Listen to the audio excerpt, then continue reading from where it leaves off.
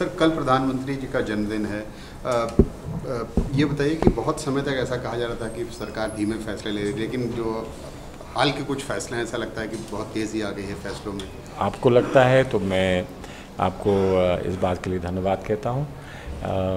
ये सही है कि लोग बहुत दिन से चाह रहे थे कि कुछ दूरगामी फैसले हम करें और उनकी घोषणा करें।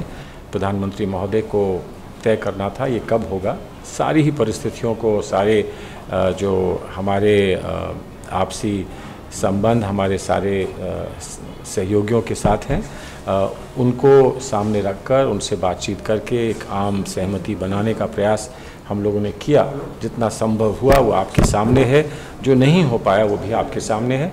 लेकिन प्रधानमंत्री ने यह निर्णय किया कि अब हम इसमें और देरी नहीं कर सकते हैं, इसमें और विलम्ब अब संभव नहीं है। ये निर्णय लिए हैं और जो हमारी सूचनाएं हैं वो ये हैं कि कमोबेश इसका सभी जगह पर स्वागत हुआ है। कुछ लोगों तक इस बात को और विस्तार से पहुंचाने की आवश्यकता मानते हुए हम लोग अगले सप्ताह से जगह जगह पहुंचेंगे देश में, जो GOM के मंत्री हैं और अन्य हमारे साथी हैं, और उनको आम आदमी के सामने, आम साधारण हमारे देशवासियों के सामने इसको हम इन दूरगामी फैसलों के जो लाभ आम आदमी को होंगे उनको हम विस्तार से बताएंगे। बतौर PM मनमोहन सिंह जी को आप कैसे देखते हैं? उनके ऊपर कई एजेंसीज ने प्रश्न ये है कि वो हमें कैसे देखते हैं। प्रश्न हम अपने नेता पर कोई ऐसा निर्णय नहीं सुना सकते हैं जो उनको हम पर सुनाने का अधिकार बनता है। हमारा सौभाग्य है कि हमको माननीय सोनिया और मनमोहन सिंह जी के साथ काम करने का अवसर प्राप्त हुआ है।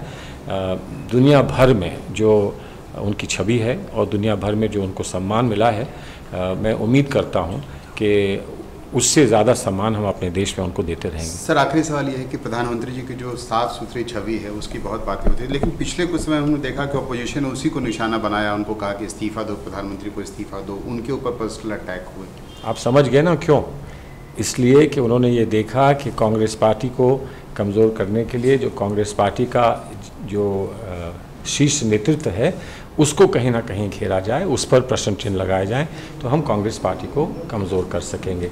ये उनकी राजनीतिक उनका षड्यंत्र या उनकी एक स्ट्रैटेजी थी, जो उनकी रणनीति थी। उसको मैं मानता हूँ कि हम लोगों ने कुछ हद तक उसको विफल किया है, लेकिन और जनता के सामने हम लोग पहुँचेंगे तो इसको पूर्णतः हम विफल कर देंगे, ऐसा हमारा विश्वास है। Thank you.